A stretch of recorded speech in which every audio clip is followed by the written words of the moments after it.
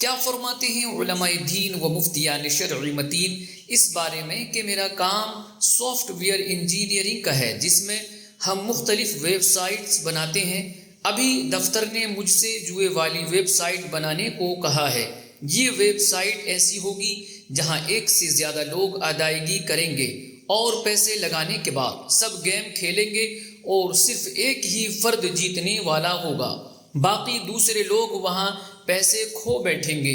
یعنی وہ web site جوا کھیلنے کے لیے ہوگی، اس کے علاوہ اس کا کوئی اور مقصد و استعمال نہیں ہے۔ اس میں ویب سائٹ بنانے والی ہماری ٹیم کو بھی فائدہ ہوگا کہ وہ بھی لوگوں کی ادائیگی والی رقم میں سے کچھ فیصد اپنے لیے رکھیں گے۔ رہنمائی فرمائیں، کیا ایسی ویب سائٹ بنانا اور اس پر اجرت لینا جائز ہے یا نہیں؟ بسم اللہ الرحمن الرحیم۔ الجواب بعون الملک الوہاب، اللہم ہدایت الحق والصواب۔ پوچھی گئی صورت میں جبکہ وہ ویب سائٹ گناہ کے لیے متعین ہے، یعنی اس پر جوا ہی کھیلا جائے گا، تو ایسی ویب سائٹ بنوانا شرعاً ناجائز و گناہ ہے، اور ناجائز کام پر اجارہ بھی ناجائز ہے، کیونکہ اس میں گناہ پر مدد کرنا ہے، اور گناہ پر مدد کرنا گناہ کبیرہ ہے، جس سے اللہ تعالی نے قرآن مجید میں منع فرمایا ہے۔ لہٰذا اس طرح کی ویب سائٹ بنانے کی اجرت لینا بھی جائز نہیں۔ گناہ کے کام پر مدد کرنا گناہ کبیرہ ہے، جس سے اللہ تعالی نے قرآن مجید میں منع فرمایا ہے۔ چنانچہ اللہ تعالی قرآن مجید میں ارشاد فرماتا ہے، وَلَا تَعَاوَنُوا عَلَى الْإِثْمِ وَالْعُدْوَانِ، اور گناہ اور زیادتی پر باہم مدد نہ کرو۔ اس آیت مبارکہ کے تحت احکام القرآن لجساس میں ہے۔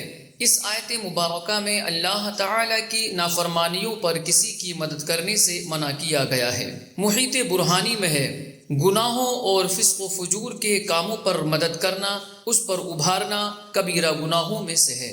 ناجائز کام پر اجارہ بھی ناجائز ہے، چنانچہ مبسوط میں ہے، اور گانے باجے، نوحہ، مزامیر، طبل بجانے اور کسی بھی قسم کے لہو و لعب کے کام پر اجارہ جائز نہیں، کیونکہ یہ گناہ ہے، اور گناہوں پر اجارہ کرنا باطل ہے، کیونکہ عقد اجارہ کے سبب معقود علیہ، یعنی جس چیز پر اجارہ کیا گیا ہے اس چیز کو سپرد کرنے کا شرعاً استحقاق ثابت ہو جاتا ہے، اور یہ جائز نہیں کہ کسی شخص پر ایسے فعل کا استحقاق ثابت ہو جس سے وہ شرعاً گنہگار ہو جائے۔ اسی طرح مجمع الانہر میں ہے کہ گناہ کے کاموں پر اجرت لینا جائز نہیں، جیسے گانے باجے، نوحہ اور تمام لہو لعب کے کام، اور اگر اس نے اجرت دی اور اس نے قبضہ کر لیا تو وہ اجرت اس کے لیے حلال نہیں، اور اس پر واجب ہے کہ وہ مالک کو واپس کر دے۔ جب کوئی چیز معصیت کے لیے متعین ہو یا اس کا بڑا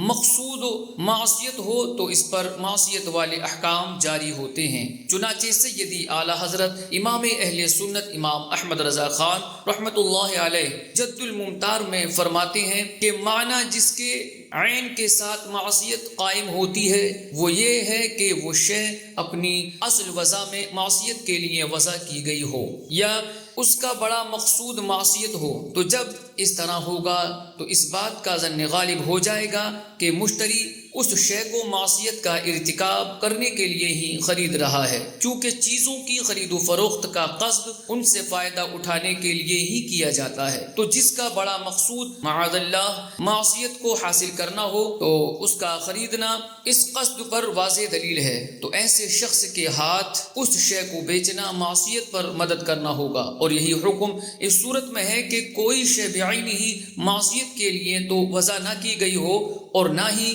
اس کا مقصود اعظم معصیت ہو، لیکن کوئی ایسا قرینہ قائم ہو جو اس بات پر نص کرنے والا ہو کہ اس مشتری کا اصل مقصد یہ ہے کہ اسے معصیت کے طور پر استعمال کرے۔ واللہ اعلم، تبارک و تعالی و رسولہ اعلم۔